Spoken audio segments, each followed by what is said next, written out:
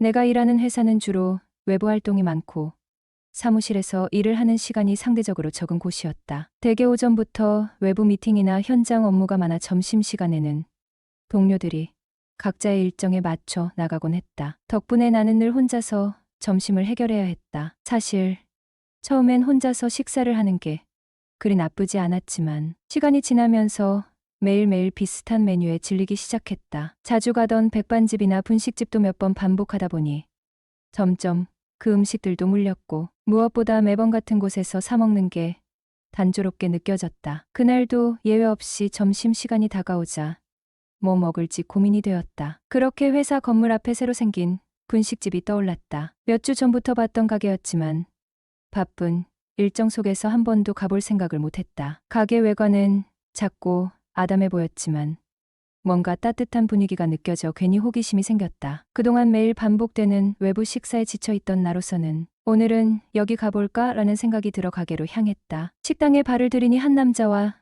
여자가 먼저 와 있었다. 남자는 정말 조폭인가 싶을 만큼 큰 손과 험악한 인상을 하고 있었다. 어휴, 무섭게 생겼네. 속으로 생각하며 자리에 앉았는데 주인 아줌마가 환하게 웃으며 나를 맞이했다. 어서 오세요. 뭐 드릴까요? 만두국 하나 주세요. 처음 오셨죠? 드셔보시고 입맛에 맞으시면 자주 오세요. 네, 감사합니다. 그 순간 내 시선은 주인 여자에게로 갔다. 40대 중후반쯤 되어 보이는 그녀는 화사한 얼굴에 묘한 매력을 풍겼다. 짧은 핫팬츠에 맨발로 털 슬리퍼를 신은 모습까지 어딘가 도발적이면서도 자연스러웠다. 그저 음식을 기다리며 식사를 하러 왔을 뿐인데 시선은 자꾸만 그녀를 따라다녔다. 음식이 나왔지만 맛은 뒷전이었다. 주인 여자는 나를 힐끔 보더니 피식 웃었다. 그 미소는 마치 의식적으로 내 시선을 즐기는 것 같았다. 키는 163cm 정도? 커다란 눈, 도톰하고 윤기나는 입술까지 모든 것이 완벽했다. 이런 데서 일할 사람 같지는 않은데 결혼은 했겠지? 남편이 누구인지 몰라도 부럽다. 생각이 이어질 즈음 그녀가 먼저 말을 걸었다. 처음 오셨죠? 음식이 입맛에 맞으면 앞으로 자주 오세요. 하하, 맛이 좋네요. 제 입맛에 딱 좋아요. 근데 밤에도 장사하시나요? 저희는 9시에 문 닫아요. 아쉽네요. 저희가 근처에서 회식을 자주 하거든요. 저기 옆에 백반집에서 자주 회식하는데 거긴 삼겹살도 구워주고 해요. 나도 단체 손님 받으면 좋긴 한데. 그러니깐요. 근데 회식하면 보통 12시가 넘어야 끝나거든요. 외상만 많이 올려준다면야 새벽까지라도 열어야죠 뭐. 그럼 오케이 한 겁니다. 네, 좋아요. 언제든지 연락해요. 명함 드릴게. 조만간 연락드리죠. 그렇게 계산하고 나왔습니다. 번호를 저장하고 카카오톡 프로필 사진을 확인했는데 아기 사진 없고 남편 사진도 없었고 다만 바다에 눕는 의자에 앉아 다리만 찍은 사진을 프로필 사진으로 해놨는데 태닝을 했는지 까만 피부에 형광색 페디큐어가 눈에 띄더군요. 진짜 남자친구 없나? 어떻게 하지 머리를 굴리던 찰나 친한 직원들을 꼬셔서 가야겠다. 라고 생각했습니다. 속으로 생각했죠. 오늘 당장 회식하자고 물어봐야겠다. 직원들이 복귀했고 한 명 한 명 잡고 물어봤습니다. 형 오늘 시간 돼? 형님 오늘 시간 돼요? 제가 살게요. 갑자기 왜? 라는 질문에 상황 설명을 했고 괜찮은 아줌마가 있다고 말했습니다. 그렇게 주인 여자한테 바로 전화를 걸었습니다. 갑자기 죄송한데 오늘 회식해도 되나요? 누구세요? 아, 오늘 점심 먹었던 사람인데 기억 못 하시나요? 키 크고 덩치 좀 있고. 오늘 죄송해요. 오늘은 조금 힘들겠네. 아, 알겠습니다. 저도 갑자기 죄송합니다. 죄송해요, 삼촌. 쉽게 되는 게 없네. 그럼 그렇지 하는 찰나 5분 지났나? 전화가 걸려 오는 겁니다. 삼촌, 오늘 손님 받아도 될 것 같아. 몇 시쯤 올 거야? 잘 됐네요. 7시쯤이요. 뭐 드시고 싶은 거 있어요? 아무거나 상관없어요. 비싼 걸로 주세요.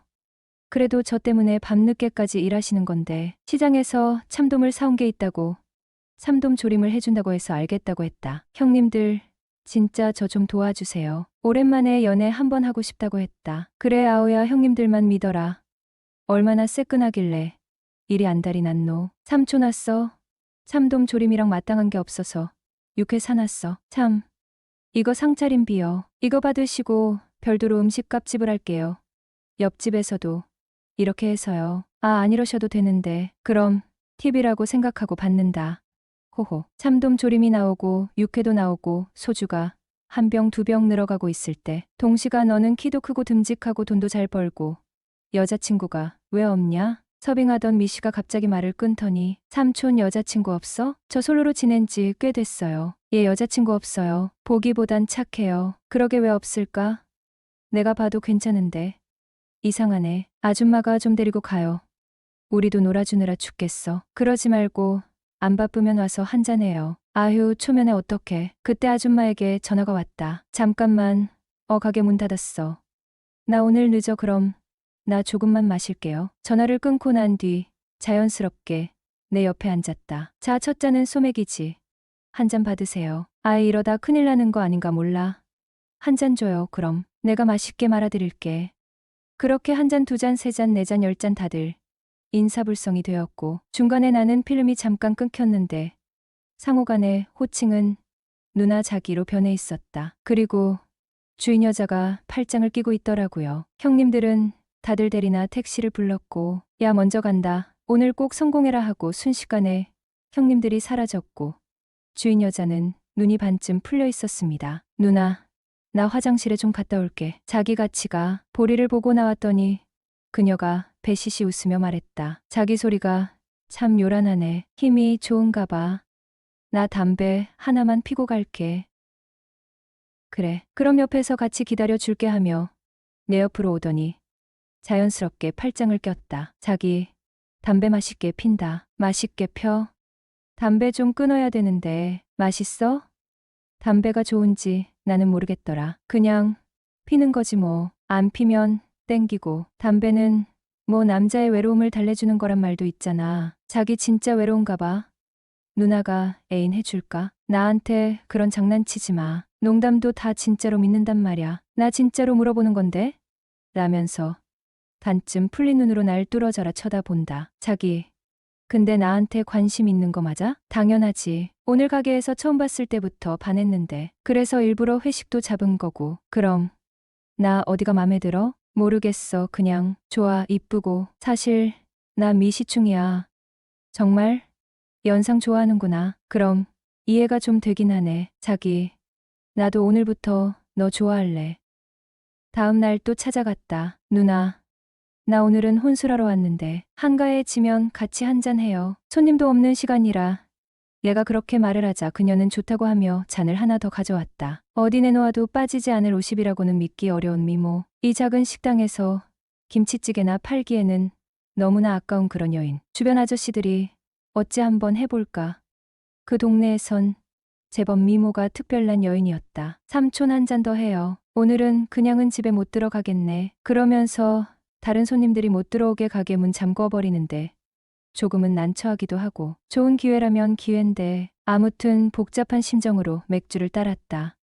삼촌은 결혼 안 해? 이미 늦었죠. 저도 이제 30 중반이 넘었는데요. 그리고 주변에 결혼한 사람들 보니 싹 가시네요. 결혼 생각이.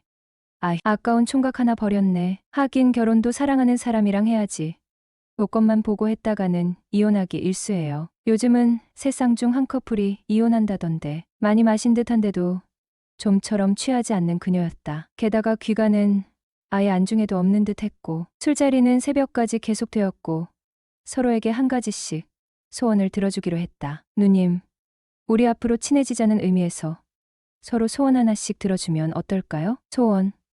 어떤 건데? 상대가 원하는 거 뭐든지요. 뭐든지면 나랑 같이 살자 그러면 같이 살아야 되는 거야? 아니, 그때그때 상황 봐서요. 지금처럼 둘 다 솔로고 혼자 지내면 잠시 살아볼 수도 있는 거죠. 호호. 암튼 재밌긴 하겠다. 그럼 전 오늘 바로 소원권 사용할게요. 지금 바로 한다고? 네? 들어보시고 상황 되면 들어주셔야 해요. 그래. 우선 말해봐. 오늘부터 우리 엔조이로 지내는 건 어때요? 부담 없이 만나보는 거죠. 그래.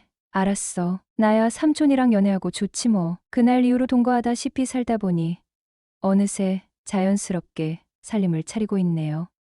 안녕하세요. 저는 올해로 40살이 된 남성입니다. 제 여자친구는 저보다 13살 많은 53살입니다. 이 관계가 시작된 배경을 말씀드리자면 저는 과거에 몇 번의 연애를 통해 결혼에 도전했지만 계속 실패를 겪으며 마음의 상처를 안고 있었습니다. 1년, 3년씩 연애를 이어가던 여자들과 결혼을 이야기하다가 결국 파국을 맞았고 그 이후로는 외로움과 허탈감 속에서 지내던 시기가 길었습니다. 그런 가운데 지금의 여자친구를 만나게 되었습니다. 처음엔 단순히 엔조이라고 생각하며 시작한 관계였습니다. 그녀는 살가운 성격을 지녔고 배우 김성령을 떠올리게 하는 세련된 외모를 가지고 있었습니다. 그녀와의 첫 만남에서 느낀 매력 덕분에 관계는 자연스럽게 발전하여 일주일도 채되지 않아 연인 관계로 이어졌습니다. 당시 저는 37살이었고 인생에서 가장 힘들고 외로운 시기를 보내고 있었죠. 모든 것이 어둡고 막막했던 그 시절.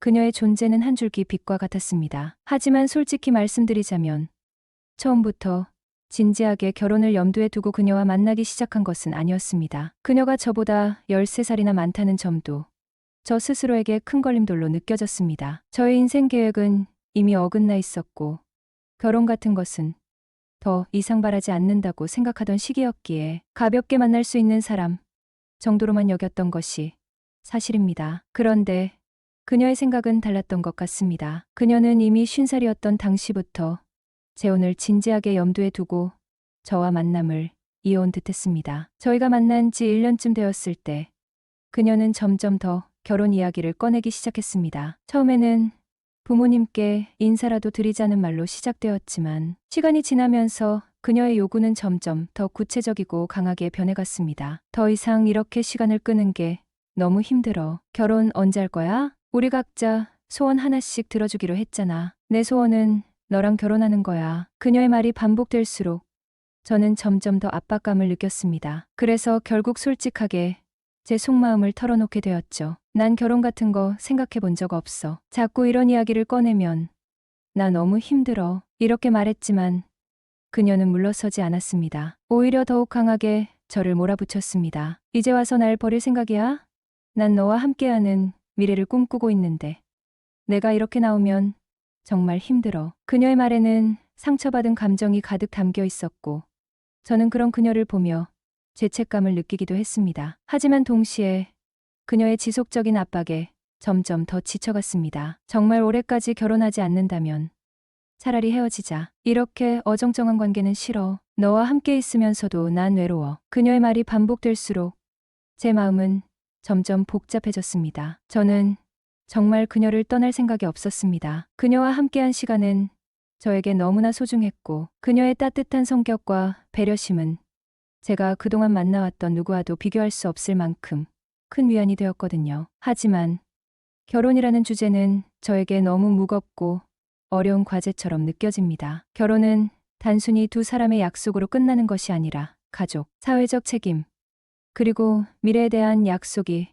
포함된 복합적인 결정입니다. 특히 그녀와 저의 나이 차이와 서로 다른 인생 경험이 저를 망설이게 하는 주요한 이유 중 하나였습니다. 그녀는 이미 두 아이를 둔 엄마로서 한 차례의 결혼과 이혼을 경험한 사람입니다. 제가 가장 두려운 것은 그녀의 닥달과 압박에 의해 결혼을 결정하게 되는 것입니다. 결혼은 두 사람이 진심으로 원하고 서로의 미래를 함께 그릴 준비가 되었을 때 이루어져야 한다고 믿습니다. 하지만 지금의 저에게 결혼은 그녀를 위한 희생처럼 느껴지고 있거든요. 이런 마음으로 결혼을 한다면 과연 우리는 행복할 수 있을까요? 그리고 그녀는 정말 원하는 결혼을 이룬 것이 될까요? 사랑과 결혼 사이의 균형을 어떻게 찾아야 할까요? 그녀와의 관계를 이어가야 한다면 어떤 방식으로 서로의 기대치를 조율해야 할까요? 그리고 만약 그녀와 헤어진다면 저는 과연 올바른 선택을 한 것이 될까요? 여러분의 현실적이고 진솔한 조언을 기다립니다. 사랑은 서로를 바라보는 것이 아니라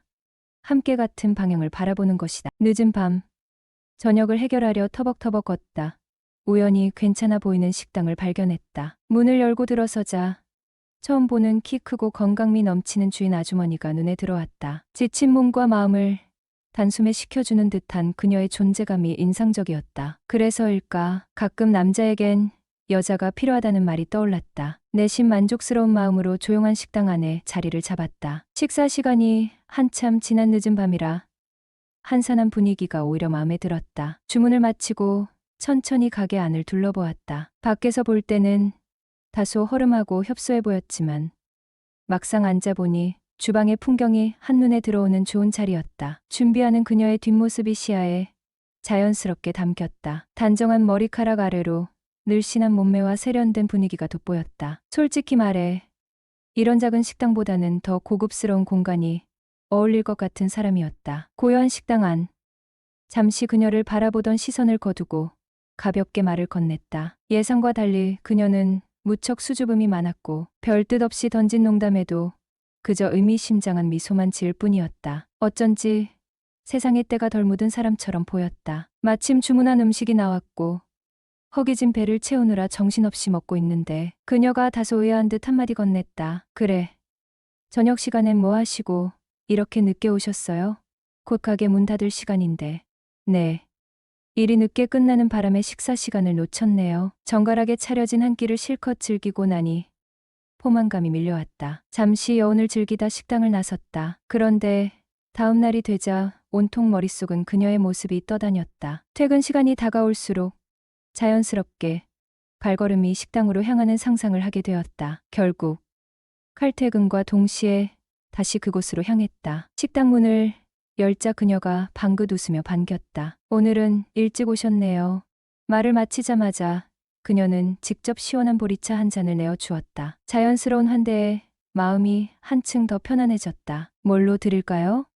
보리차를 한 모금 시원하게 들이킨 후 그녀를 향해 미소 지으며 말했다. 어제 먹었던 그걸로요. 너무 맛있어서 집에 가서도 생각나더라고요. 그녀는 밝게 웃으며 장난스럽게 되묻듯 대꾸했다. 오호, 그러셨어요? 근데 음식이 생각난 거예요. 아님, 제가 생각났던 거예요? 호호호. 그 순간 그녀의 환한 미소가 유난히 매력적으로 보였다. 정확히 결혼 11년 차 만에 5살이 어린 마누라가 바람이 나서 이혼해달라면서 집을 나가 혼자 지낸 지 수개월째였어요. 행여나 집으로 돌아오려나 잘못했다고 하면 다시 받아줘야지. 아내가 돌아오기만을 하루하루를 희망을 가지며 술로 버텨가고 있었어요. 그러나 나의 기대와는 달리 아내는 친정에도 연락을 안 하고 주변 사람들에게 일체 연락도 없고 수개월째 나타나지도 않았다. 난 매일 저녁마다 그녀의 식당에 들렀다. 안녕하세요. 반가워요, 정태 씨. 일하는 아주머니들은 나를 정태 아저씨라고 불렀고 사장님은 정태 씨라고 꼭 씨 자를 붙여주었다. 아, 늦었다. 아직 밥을 못 먹어서 얼른 달려왔는데 문을 닫네요. 그래 어쩌나 아주머니들 다 퇴근했는데. 잠시만요. 그렇게 한참을 생각하시더니 그럼 내가 차려줄게 먹고 가요. 그래도 되겠어요? 사장님 퇴근해야 하는데. 뭐 괜찮아요. 아이들 다 컸고 기다리는 남편도 없는데 뭘. 그녀 남편은 5년 넘게 암투병을 하다 재작년 세상을 떠났다. 고마워요. 뭐 괜찮으니깐 들어와요. 그래서 저희는 셔터문을 다시 열고 들어갔답니다. 주방하고 방 일부만 불을 켰어요. 사장님이 간단히 찌개와 반찬을 내오면서 소주 한 병을 가지고 오시더군요. 고맙습니다. 안 그래도 소주 한잔 하려고 했는데. 정태 씨, 나하고 술 한잔 괜찮지? 네. 그러며 하면서 저는 밥을 먹으면서 소주를 한 잔 두 잔씩 마셨답니다. 그리고 2병째. 괜찮으세요? 차를 안 가지고 가세요? 괜찮아요. 택시 타고 가면 되죠. 씨 소주 한 병 더 2병으로 늘었답니다. 저야 술을 좋아하고 조금 먹는 편이어서 괜찮지만 사장님이 조금 취한 듯 하더군요. 정태 씨는 올 때마다 술이더라. 기본 2병이잖아. 그러다 젊은 나이에 큰일 치러. 도대체 왜 그러는 거야? 사는 게 재미가 없잖아요. 뭐 과부 팔자인 나보다 재미없으려고? 하하, 저도 호랍이에요. 마누라가 집 나가서 연락도 안 되거든요. 그랬어. 정태 씨 사정도 참 딱하네. 그쵸. 이런 상황에 제가 맨정신으로 잠이 오겠어요? 술이나 퍼마시고 술기운에 잠들 수밖에요. 오늘은 나도 안 되겠다. 취할 때까지 마셔야지. 그러더니 냉장고에서 소주 한 병을 더 꺼내왔다. 그렇게 시작된 주인 여자와 술자리가 새벽까지 이어지게 된 것이다. 마누라 도망가고 다른 여자는 없었어. 그녀는 호기심 가득한 얼굴로 날 빤히 쳐다보며 물어왔다. 그동안 일밖에 모르고 살았는데 한눈 팔 정신이나 있었겠어요. 그럼 사장님은 따로 만나시는 분 계세요? 나도 얼마 전에 헤어지고 지금은 혼자야. 사람은 말야 꾸준히 연애를 해줘야 되는데 말야. 그래야 살맛도 나고, 안 그래? 그렇긴 하죠. 사랑하면 세상이 이뻐 보인다고도 하잖아요. 그치. 늙으나 젊으나 사랑을 해야 한다니깐. 그래야 정태 씨 말대로 세상이 달라 보이지. 네네, 맞습니다. 맞아요. 정태 씨 그럼 나랑 사랑 한번 해볼래? 갑자기요? 정태 씨도 새로운 인생 살아야지. 언제까지 도망간 마누라 기다리며 허송세월로 보낼 거야? 그럼 아주머니랑 연애하면 제 인생이 달라지나요? 달라지고 말고 일단 믿어봐. 한 잔 두 잔 들어가는 소주의 힘은 남녀가 나눌 수 있는 최고 수위의 대화들이 오갈 수 있는 역할을 톡톡히 했다. 나를 한번 거쳐간 남자들은 다들 뻑가. 내가 그만큼 대단해 정말이야. 하하, 어떻게 뻑가는데요? 뭐랄까? 한 번 빠지면 헤어나오기 힘들다고나 할까? 박경림에 빠져. 이젠 빠져버려. 누구도 선택할 수 없는 내 맘 이제는 한 사람을 사랑할 거야. 그건 바로 너. 늪에 빠진다고. 그녀의 자신감은 대단하였다. 믿지 못하는 모양인데 일단 연애라도 해볼래요? 난 농담 섞인 말 한마디가 잔잔하고 고요하던 내 맘속에 돌멩이를 던진 것처럼 자극이 되어 나의 잠자고 있던 연애세포를 마구 일으켜 세우고 말았던 것이다. 사실 궁금했다. 그녀의 저런 자신감은 어디서 나오는 건지 말이다. 그리고 어쩜 우울하던 내 일상을 진짜로 그녀가 바꿔줄 수도 있겠다는 생각이 들었다. 그녀는 점점 더 자극적이고 적극적이었다. 정태 씨, 나 정도면 여자친구로 어때? 사장님 정도면 나쁘지 않죠. 그치, 나 정도면 괜찮지요 호호호. 왜였을까? 내 눈에 점점 그녀가 귀엽고 이뻐 보였던 건 그녀와의 관계가 소주 한 잔 한 잔이 늘어날수록 이성의 끈도 조금씩 무너져 내리고 있었다. 그녀는 남자가 많이 그리웠던지 왠지 모르게 촉촉한 듯 보이는 눈빛으로 끼를 부리듯 내 쪽을 한참 쳐다보았다. 정태 씨 잠깐만 있어봐. 그리고는 문 쪽으로 가더니 셔터문을 밑에까지 내리고는 그리고 물수건을 가지고 오는 것이었습니다. 그때 시간이 새벽 3시가 넘었답니다. 셔터는 왜 내리세요? 그러다 동네 소문이라도 나면 어쩌시려고요? 뭐 어때? 아들뻘인데 하면서 내 옆으로 오더니 팔짱을 끼는 것이었습니다. 마치 오랜 연인처럼 자연스러웠죠. 저 역시 싫지 않았고요. 오히려 좋았어요. 그녀의 그런 모습을 바라고 왔는지도 모르니깐요. 그리고는 정태 씨가 자꾸 남자로 보여 또 한 번 이어지는 그녀의 고백. 네, 정말요? 오늘은 도저히 그냥은 못 보내겠는데. 정태 씨가 책임져. 나는 그녀의 적극적인 모습에 당황스럽기도 하고 다른 한편으론 기대감도 있었죠. 솔직히 나이차만 아니었더라면 주저할 이유도 없었죠. 저도 그녀에게 마음이 있었으니깐요. 왜? 내가 부담스러워? 당장 내일부터 책임지라고 할까 봐서? 그녀는 내 속마음을 꿰뚫고 있었다. 네, 살짝 부담스럽긴 하죠. 내 행동에 제가 책임을 져야 하니깐요. 참나, 요즘도 이리 고리타분한 생각을 하는 사람이 있네. 이러니 마누라가 도망을 가지? 네, 제가요? 그래, 너무 보수적이고 재미가 없어. 그럼 이 상황에 제가 어떻게 해야 하는데요? 정태 씨, 내가 마음에 든다고 했지? 네, 그럼 지금 이 순간을 즐겨야지. 감성이 이성을 앞설 때 사랑은 더욱 자연스럽고 뜨겁게 피어나는 법이야. 그럼 저도 이 순간을 즐길게요. 그녀와 함께한 밤은 참으로 인상적이었다. 단순한 열정 이상의 무언가가 느껴졌고 그녀의 자신감이 어디에서 비롯되는지도 깨닫게 되었다. 그날 밤 나는 한 가지 중요한 사실을 알게 되었다. 바로 희생. 남녀 사이에서 희생이야말로 가장 깊은 애정의 표현이 아닐까? 그녀가 기꺼이 내게 내어준 작은 배려는 예상보다 훨씬 더 큰 울림으로 다가왔다. 그리하여 반나절도 지나지 않아 서로 자기야라는 호칭으로 바뀌게 되었다. 안녕하세요. 저는 올해 30대 후반의 남성입니다. 20대 후반.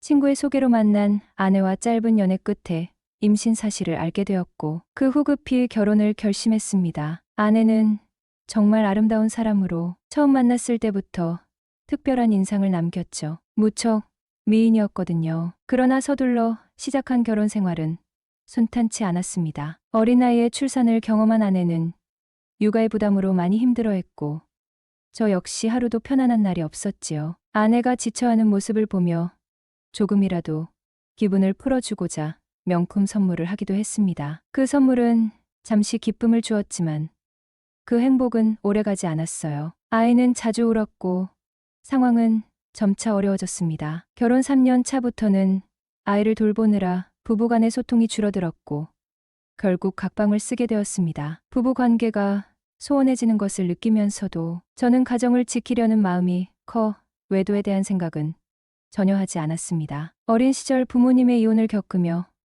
가정의 소중함을 깨달았기에 그 누구보다 가정을 지키고 싶다는 강한 마음이 있었어요. 하지만 어느 날 아내의 핸드폰을 우연히 보게 되었고 그곳에서 낯선 남자와 주고받은 메시지를 발견했습니다. 자기야, 보고 싶어. 오늘은 뭐 할 거야? 사랑해라는 말들이 가득했죠. 그 순간은 충격적이었고 바로 아내에게 그 남자가 누구인지 물었습니다. 아내는 결국 그 남자가 수영장 강사라고 털어놓았습니다. 그리고 그 후 아내는 아이를 데리고 친정으로 가버렸습니다. 이후 장모님에게서 전화가 왔어요. 아내가 왜 집을 떠났냐고 묻더군요. 저는 아내가 다른 남자와 바람을 핀 사실을 그대로 이야기했어요. 그랬더니 장모님의 첫 마디는 왜 핸드폰을 뒤져서 이런 일이 생겼냐 였습니다. 그 말을 듣고는 분노가 치밀었죠. 딸만 감싸지 말고 딸이 이렇게 된 건 당신이 이렇게 키운 결과 아닙니까? 라고 반박했습니다. 그렇게 3일이 지나고 장모님이 다시 전화를 걸어 오셔서 아내와 함께 집으로 오겠다고 하셨어요. 퇴근 후 우리는 세 사람 앉아 이야기를 나누었습니다. 장모님은 어떻게 할 거냐? 이혼할 건지 용서하고 살 건지 하루빨리 결정을 하라고 하셨습니다. 그런데 아내는 전혀 잘못한 기색 없이 아무 일도 없다는 듯이 앉아 있었습니다. 그래서 저는 각서를 쓰자고 했어요. 그러자 아내는 자기도 내가 원하는 내용의 각서를 쓴다고 했죠. 저는 먼저 내가 원하는 내용을 적었습니다. 가정에 충실하고 절대 외도하지 않으며 추후 외도가 발각될 경우 위자료를 지급하지 않고 맨몸으로 즉시 이혼한다는 내용이었습니다. 아내도 자신이 원하는 조건을 적어두었고 우리는 각자 사인 후 일상으로 돌아가려고 노력했습니다. 하지만 그 후에도 아내는 안방으로 들어오지 않았고 그렇게 3년이 흘렀습니다. 결국 아내는 이대로는 못 살겠다며 다시 집을 떠나고 말았습니다. 아내가 가출한 후 수개월 동안 연락이 닿지 않았어요. 나는 매일같이 술로 시간을 보내며 외로움과 답답함을 달래려 했죠. 그러던 중 자주 가던 식당의 주인 여사님과 자연스럽게 가까워졌고 어느새 서로의 감정을 확인하며 연애를 시작하게 되었습니다. 나는 올해 40, 그녀는 50살. 혼자서 오랜 시간을 살아온 그녀는 내 힘든 시간을 함께 견뎌주었고 위로가 되어 주었습니다. 하지만 문제는 여전히 연락이 닿지 않는 아내였습니다. 그녀와의 관계가 깊어질수록 하루빨리 정리를 하고 새 출발을 하고 싶은 마음이 커졌습니다. 이혼을 원하지 않는 것인지 아니면 내가 모르는 어떤 속사정이 있는 것인지 알 수 없지만 시간이 흐를수록 한 가지는 분명해졌어요. 내 인생에서 가장 중요한 것은 내 곁에 있는 사람이 누구냐는 것이었습니다. 주변의 시선이나 사회적 기준보다 내 행복을 가장 먼저 생각해야 한다는 걸 깨달았거든요. 힘든 순간을 함께 해준 사람과 새로운 삶을 시작하는 것이 옳다고 믿습니다. 이제는 더 이상 머뭇거리지 않고 나 자신을 위해 이혼을 결심했습니다. 살면서 누구와 함께 하느냐에 따라 인생의 방향이 달라진다는 걸 깨달았거든요. 혹시나 비슷한 고민을 하고 있다면 자신의 행복을 최우선으로 두고 용기 있는 결정을 내리시길 바랍니다. 오늘의 사연 시작합니다. 제가 20대 중반이던 시절의 이야기입니다. 그 당시에 요리를 배우면서 자취하며 혼자 지내면서 살고 있었는데 저랑 친한 친구 녀석이 작은 술집을 하나 했습니다. 매장 규모가 조금 작기는 했는데 자리가 좋아서 매출 하나만큼은 확실한 그런 곳이었습니다. 돈 많이 번다고 한턱 쏘라고 할 때마다 월세가 얼만지는 아냐고 투덜대는 친구 녀석 생각이 나네요. 아무튼 그때 당시 친구 녀석이 차를 산 지 얼마 되지 않았었는데 그 녀석이 생각 없이 운전하다가 뒤에서 차를 받고 그 사고가 삼중추돌 사고로 이어진 일이 있었습니다.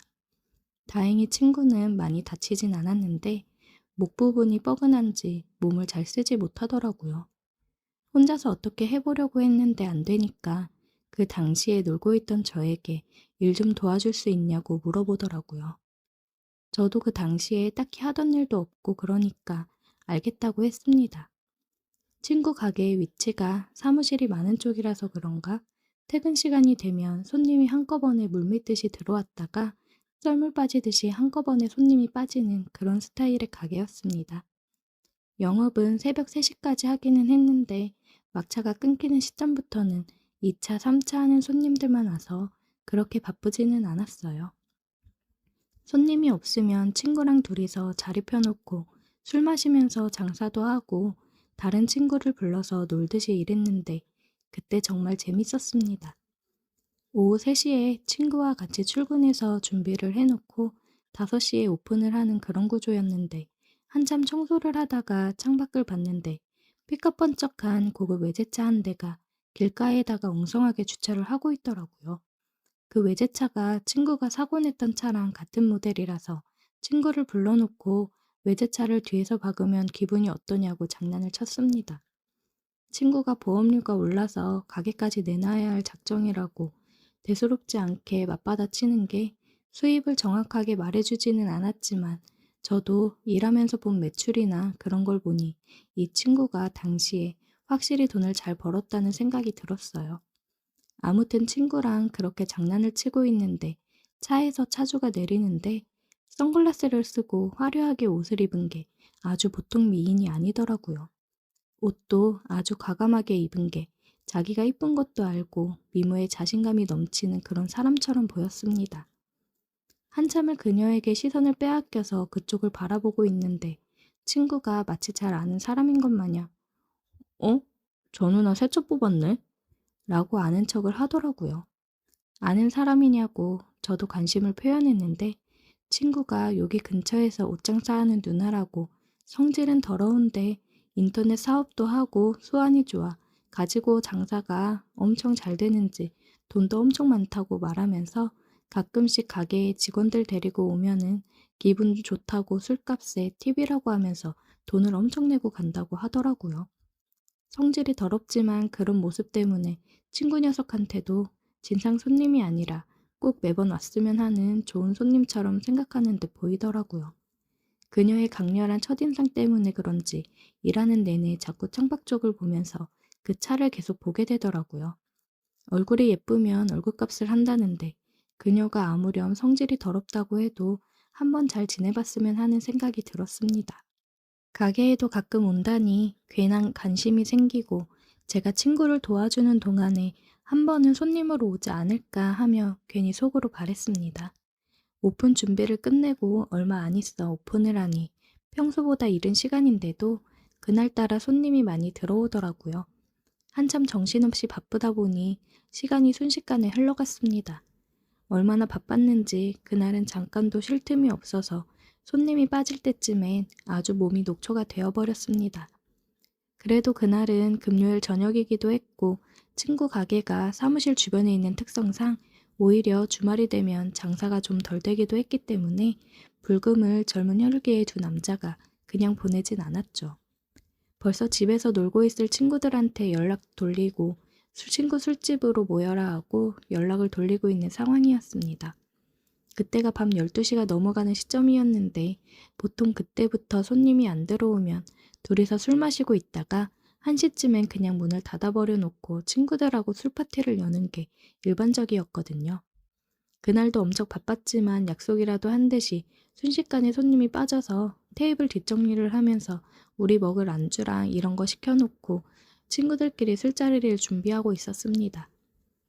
12시 반쯤 돼서 문 열리는 소리가 들렸는데 저는 당연히 제가 부른 친구들이 온 줄 알고 마중하러 나갔는데 손님이더라고요. 술이 조금 많이 들어간 듯한 젊은 여자 2명하고 조금 호리호리해 보이는 남자하고 오길래 괜히 혼자인 제가 질투심을 느꼈는지 친구한테 그냥 보내도 되지? 하고 허락을 받은 다음에 오늘 메인 재료가 다 떨어져서 이제 문 닫을 거라고 말하고 보내려고 하는데 문 열리는 소리가 들리더니 한 명이 더 들어오더라고요. 제가 너무 간절히 바란 게 이루어진 건가?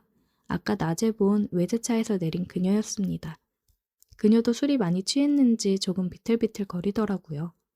그 호리호리해 보이는 남자가 그녀에게 사장님, 여기 안주가 없대요. 다른 데로 갈까요?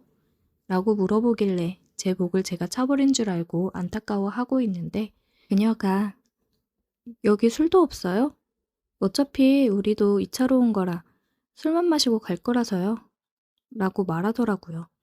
속으로 쾌자를 부르면서도 한편으로는 조금 생색내는 표정을 지으면서 술만 마시는 거면 이쪽으로 앉으세요 하고 그 일행에게 테이블을 안내해 줬습니다. 제가 그 사람들을 안내한 자리는 저와 친구들이 술을 마시려고 세팅해 놓은 자리에서 그녀가 제일 잘 보이는 창가 쪽 위치였습니다.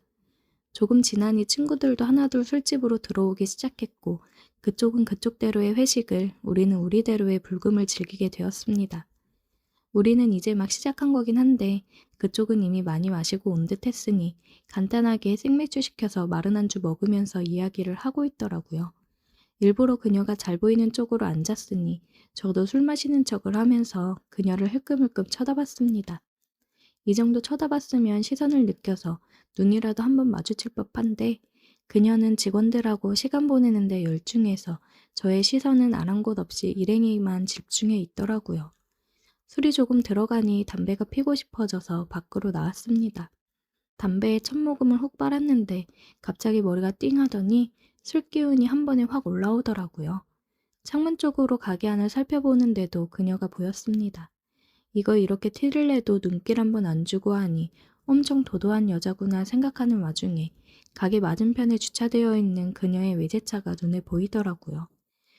대충 주차되어 있는 차 가지고 트집이나 잡으려고 그녀의 차 주위를 서성거렸습니다. 얼마나 그 주변을 서성였을까. 그녀가 제가 차 주변에서 얼쩡대고 있는 걸 눈치챘는지 가게 밖으로 나오면서 거기 뭐하냐고 물어보더라고요. 물고 있던 담배를 영화배우가 된 것 마냥 멋들어지게 던지고는 이미 알고 있었지만 이거 누나 차냐고 물어봤죠. 그녀는 그건 알 거 없고 누군데 자기 차 앞에서 뭐 하는 거냐고 물어보더라고요. 아까 테이블 안내까지 해줬는데 제 얼굴도 기억 못하는 게 술이 많이 들어가서 그런지 아니면 그만큼 콧대가 높은 건지 자존심이 조금 상하기도 했지만 저도 지지 않을세라 저돌적으로 나갔습니다. 주차를 왜 이렇게 삐뚤게 했냐고 차가 아깝다고 하면서 능글맞게 말하면서도 차에 대한 애정이 각별한 것 같아서 차가 멋지다는 말로 그녀를 구워 삶았습니다. 처음엔 조금 경계하면서도 저의 농담에 기분이 녹아내렸는지 저랑 같이 대화를 주고받으면서 결국엔 그녀와 서로 연락처 교환을 하게 되었습니다. 그녀가 너무 오래 나와 있었는지 그녀가 데려온 직원들이 전부 밖으로 나오더라고요. 상황을 보아하니 그쪽도 술을 많이 마셔서 집에 들어가려는 분위기인 것 같았습니다. 여기서 친구랑 같이 가게하고 있는 거라고 거짓말을 늘어놓고는 나는 매일 여기 있으니까 보고 싶으면 연락 안 해도 되고 가게로 오라고 말했죠. 이런 당돌한 스타일은 처음이었는지 코웃음을 치면서 나중에 보자고 하고 그녀는 떠났습니다. 아무튼 그렇게 해서 며칠 지났는데 가게 밖으로는 그녀 차는 보이지 않고 그녀로부터 연락도 한 통 온 적이 없었습니다. 아쉽긴 했지만 제가 마음에 안 들었나 보다 싶어서 그녀를 반쯤 포기하고 있던 어느 날 한참 바쁜 시간에 정신없이 일하고 있는데 전화가 오더라고요. 그녀였습니다. 다급하게 전화를 받아보니 밖에 좀 보면서 일하지? 라고 말하고 전화를 바로 끊더군요. 고개를 돌려서 창밖을 봤더니 그녀의 차가 또 엉성하게 주차가 되어 있었고 차 앞에 그녀가 서서 저를 향해 이쪽으로 오라는데 손짓을 하고 있었어요. 친구한테 바쁜데 미안하다 말하고 그 길로 가게 밖으로 뛰쳐나갔습니다. 그녀가 저한테 너 술 안 마셨지? 라고 물어보는데 그녀에게서 살짝 술 냄새가 났어요. 대리기사 부르기는 아까운데 제 생각이 나서 부른 거라고 하더라고요. 그렇게 그녀 차의 운전대를 잡고 그녀의 집으로 향했습니다. 술은 그렇게 많이 마신 것처럼 보이진 않았는데 차를 주차시키고 그녀를 집 안에 데려다 준다면서 그녀와 동행을 했어요. 그녀도 딱히 그런 저를 거절하지 않더라고요. 그렇게 그녀의 집에 들어갔는데 세 보이고 강한 여자 같던 그녀의 겉모습과는 다르게 집안은 아기자기하게 꾸며져 있고 정리도 깔끔하게 되어 있더라고요. 여기 누나 집 맞냐고 장난치듯이 말했는데 마음에 든다는 듯이 이쪽으로 오라면서 냉장고에 술이랑 있으니까 간단하게 술상을 차려보라고 하더라고요. 관심이 있는 여자였으니까 그런 식으로 싸가지 없게 나와도 몸은 자연적으로 그녀가 시키는 대로 하더라고요. 술 한 잔 주고받으면서 대화를 나눴는데 문득 이런 여자가 남자친구가 없겠나 싶어서 남자친구가 있냐고 물어봤어요. 그랬더니 연애는 하고 싶은데 마음에 드는 남자가 없어서 안 하고 있다고 말했어요. 제가 그 틈을 놓치지 않고 누나, 저는 어때요? 라고 물어봤는데 그녀가 너? 하면서 말끝을 흐리면서 말을 아끼더라고요. 안 될 것 같다는 느낌이 들지가 않아서 제가 갑자기 영화에서 봤던 게 생각이 나서 제 잔을 들어서 비워버리고 새 잔을 채워주면서 누나, 이거 마시면 나랑 사귀는 거다? 하고 그녀한테 잔을 내밀었습니다. 그녀가 그 모습이 웃겼는지 피식 웃다가 제 눈이랑 술잔을 번갈아 가면서 쳐다보더니 잔을 들어 제 잔을 꿀꺽 넘겨버리더라고요. 그녀가 술을 마시고 나서 우리는 입을 맞추었고 그날부터 그녀와 저는 달콤한 연애를 시작하게 되었습니다. 매번 무슨 술을 그렇게 하는지 가게가 한참 바쁠 때마다 와가지고는 혼자서 술 시켜놓고 손님이 빠질 때까지 저를 기다렸어요. 저도 술을 마시고 싶었는데 너는 운전해야지 하면서 술은 한 모금도 입에 대지 못하게 했습니다. 그렇게 한동안 그녀의 운전기사 노릇을 하면서 그녀와 같이 살다시피 했습니다. 아침에 일어나면 그녀의 시중을 들고 그녀의 차를 끌고 가서 출근을 시켜준 뒤에 저는 다시 그 차를 끌고 집으로 돌아와 제가 출근할 준비를 하고 그런 식이었죠. 조금 성격이 세서 맞춰주기 힘든 부분이 있었는데 외제차 오너가 된 기분도 들고 해서 그런 부분을 다 맞춰주면서 그녀와 잘 만났는데 아무래도 만나는 사람들이랑 금전적인 부분에서 차이가 많이 나다 보니 그녀와의 만남은 오래가지 못하더라고요. 아직까지도 제 인생에서 그녀만큼 멋지고 아름다운 여자를 보지 못했네요. 가끔씩 그녀가 계속해서 생각이 납니다. 저도 이제 어느 정도 자리를 잡은 사업가로 성장을 했는데 그녀에게 다시 한번 연락을 해봐도 되는 걸까요?